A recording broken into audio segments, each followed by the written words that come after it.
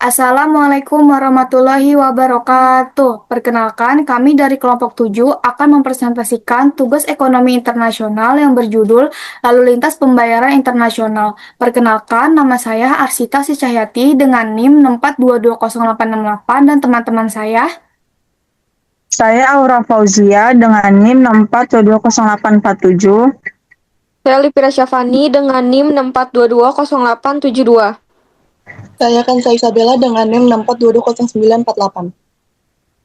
Saya Tio Kristianto dengan NIM 642200971.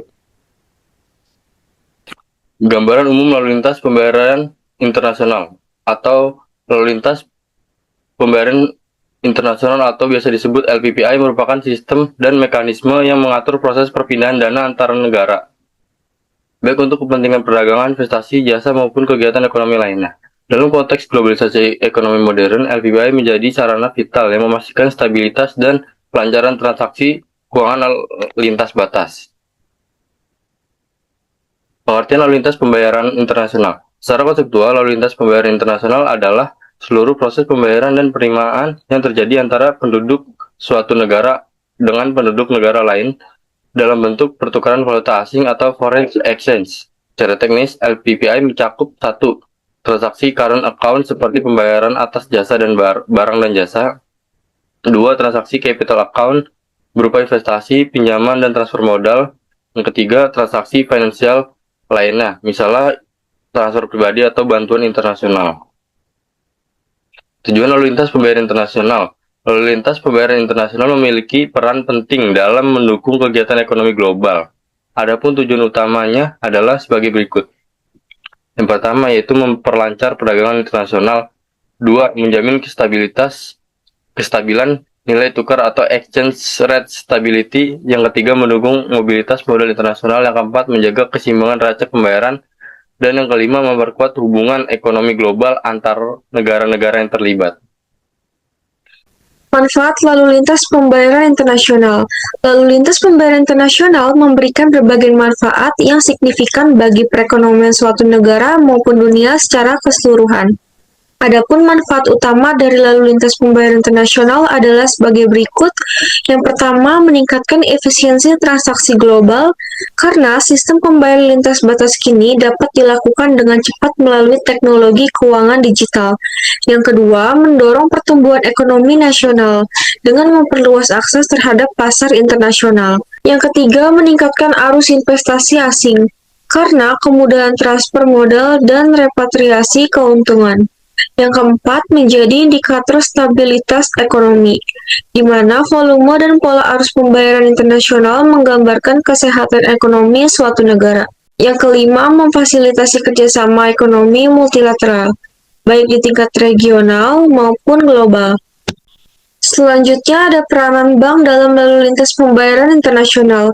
Yang pertama, sebagai perantara pembayaran internasional, bank membantu mentransfer uang dari pembeli di luar negeri kepada penjual di dalam negeri maupun sebaliknya. Yang kedua, sebagai lembaga keuangan yang menyediakan jasa valuta asing. Bank memudahkan pertukaran mata uang antar negara agar transaksi bisa dilakukan dengan lancar. Yang ketiga, sebagai penjamin transaksi.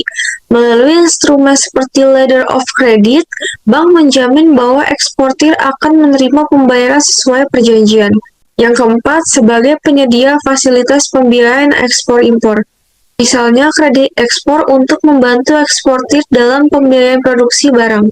Yang kelima, sebagai lembaga yang menjaga keamanan dan kepercayaan, karena semua transaksi melalui sistem bank lebih aman, resmi, dan tercatat. Selanjutnya ada mekanisme lalu lintas pembayaran internasional. Mekanisme lalu lintas pembayaran internasional adalah sistem atau cara pembayaran antara pihak-pihak dari negara yang berbeda. Langkah-langkah umumnya sebagai berikut.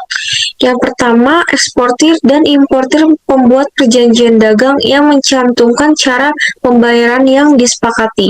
Yang kedua, importir mengajukan permintaan pembayaran melalui banknya atau bank devisa kepada eksportir di luar negeri. Yang ketiga, bank importir mengirimkan dana ke bank eksportir menggunakan sistem pembayaran internasional, misalnya SWIFT. Yang keempat, Bank eksportir menerima dan menyalurkan dana kepada eksportir setelah dokumen transaksi lengkap dan sah. Yang kelima, transaksi selesai. Eksportir menerima pembayaran dan barang dikirim sesuai kontrak. Alat pembayaran internasional. Alat pembayaran internasional adalah instrumen atau metode yang digunakan untuk menyelesaikan transaksi perdagangan internasional yang melibatkan mata uang asing dan sistem perbankan antar negara. Beberapa alat jenis pembayaran internasional yang digunakan antara lain uang tunai. Uang tunai adalah pembayaran langsung dengan mata uang yang disepakati, biasanya digunakan bila eksportir dan importir belum saling mengenal. Yang kedua ada telegraphic transfer atau remittance. Pembayaran elektronik melalui perbankan antar negara cocok untuk mitra dagang terpercaya.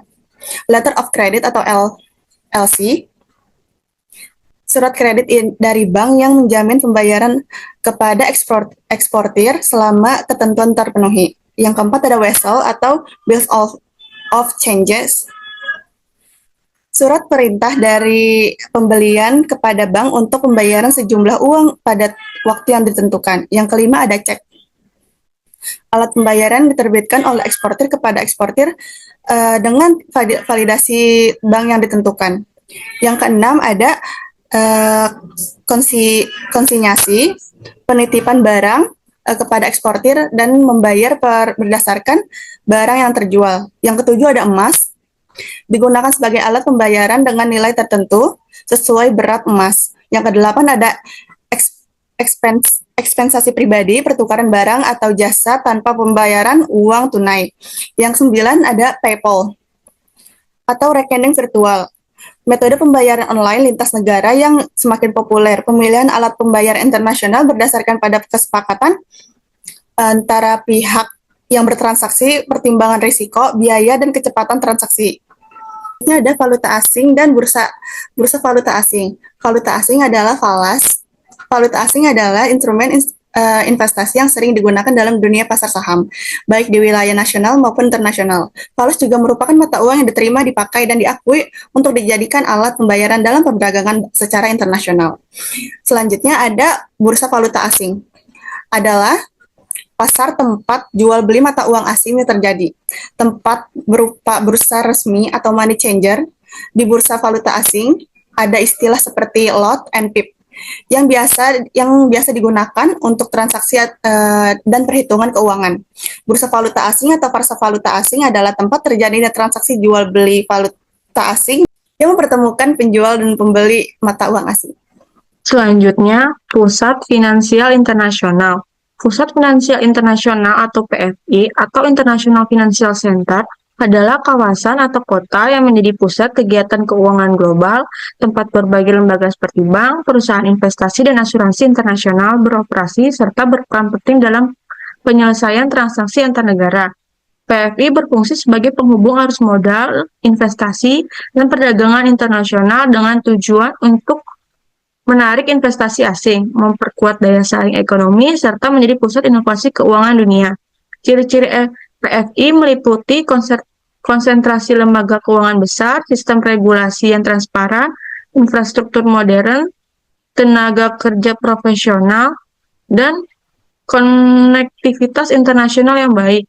Beberapa contoh PFI terkenal di dunia adalah New York, London, Hong Kong, Singapura, Tokyo, dan Dubai. Negara-negara dengan PFI yang kuat biasanya memiliki perekonomian stabil dan berpengaruh secara global. Indonesia sendiri tengah berupaya mengembangkan Jakarta serta kawasan seperti Batam menjadi pusat finansial regional dengan memperkuat regulasi, infrastruktur digital, dan kerjasama internasional. Selanjutnya yaitu hambatan lalu lintas pembayaran internasional. Hambatan utama yang sering terjadi dalam sistem pembayaran antar negara yaitu pertama, pembeda sistem keuangan antar negara seperti peraturan perbankan, kebijakan moneter, dan standar akuntansi yang tidak seragam sehingga menyulitkan proses penyelesaian transaksi. Yang kedua, keterbatasan konversi valuta asing, terutama pada negara dengan kontrol dan ketat terhadap devisa yang membuat transfer dana keluar masuk menjadi hambat. Yang ketiga, biaya transaksi yang tinggi akibat adanya bank perantara dan perbedaan kurs antar negara. Yang keempat, kebijakan proteksionis seperti pembatasan pembayaran internasional atau pajak ekspor-impor yang menghambat arus uang antar negara. Dan yang terakhir, yaitu kelima, pembedaan waktu operasional bank atau time zone antar negara yang menyebabkan keterlambatan dalam proses clearing dan penyelesaian transaksi.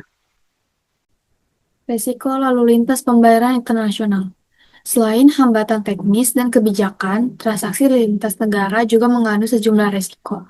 Antara lain, yang pertama, ada resiko nilai tukar atau exchange rate risk, yaitu kemungkinan kerugian akibat fluktuasi kurs mata uang selama proses pembayaran.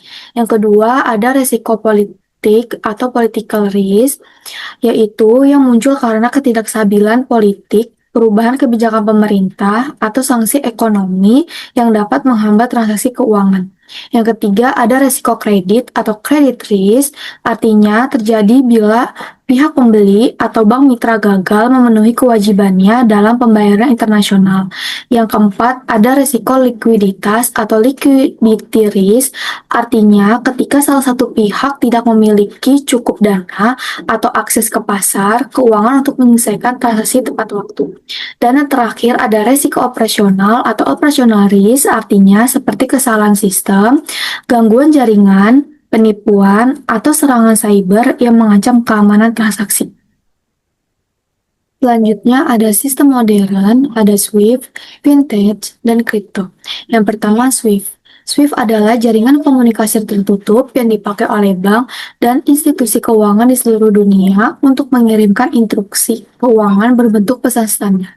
Misalnya instruksi pembayaran, konfirmasi terfinance, atau notifikasi sekuritas. Contoh singkat dari SWIFT adalah Bank di Indonesia mengirimkan instruksi pembayaran ke bank di Eropa menggunakan pesan SWIFT yang menyertai kode BIC, penerima, dan detail rekening bank koresponden yang punya hubungan rekening antar bank menyelesaikan pembayaran. Yang kedua ada vintage. Vintage adalah istilah payung untuk perusahaan dan layanan yang menggabungkan teknologi seperti mobile, cloud, API, data science, atau AI dengan produk keuangan untuk membuat layanan lebih cepat, lebih murah, dan lebih mudah diakses. Contoh singkat dari vintage adalah aplikasi e-wallet seperti GoPay, OVO, atau Dana untuk pembayaran merchant dan transfer. Platform P2P lending yang mempertemukan investor dan peminjam misalnya Coinworks. Dan yang terakhir ada kripto. Cryptocurrency adalah aset digital yang menggunakan kriptografi dan biasanya dicatat di blockchain, sebuah buku besar atau distributed ledger yang dijaga oleh banyak node atau partisipan sehingga data transaksi bersifat transparan dan sulit diubah atau imputable.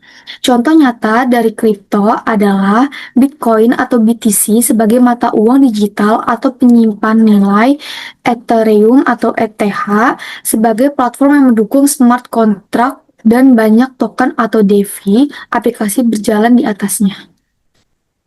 Terakhir, ada studi kasus lalu lintas pembayaran internasional, yaitu PT Indofood Sukses Makmur Tbk. PT Indofood Sukses Makmur Tbk mengekspor produk seperti mie instan dan bumbu masak ke berbagai negara, termasuk Jepang. Dalam proses pembayarannya, Indofood menggunakan sistem SWIFT melalui kerjasama antara Mitsubishi UFJ, Bank Jepang, dan Bank Mandiri di Indonesia untuk memastikan keamanan, kecepatan, dan keakuratan transaksi. Selain itu, Indofood juga memanfaatkan layanan vintage internasional seperti Wise untuk transaksi kecil karena lebih efisien dan biaya transfer lebih rendah. Sementara itu, beberapa pelaku UMKM di Indonesia mulai menggunakan cryptocurrency seperti USDT untuk transaksi global yang cepat. Meskipun Indofood belum menggunakan karena belum diakui secara resmi di Indonesia. Jadi dapat kita simpulkan bahwa sistem sistem SWIFT tetap menjadi metode utama dan terpercaya dalam pembayaran internasional bagi perusahaan besar seperti Indofood. Namun, kemajuan teknologi keuangan seperti fintech dan cryptocurrency menunjukkan arah baru dalam sistem pembayaran global yang lebih efisien, cepat, dan fleksibel, meskipun penggunaannya masih terbatas oleh regulasi di Indonesia. Sekian presentasi yang dapat kami sampaikan, kurang lebihnya kami mohon maaf, semoga dapat bermanfaat bagi teman-teman semua. Wassalamualaikum Assalamualaikum warahmatullahi Warahmatullahi wabarakatuh. wabarakatuh.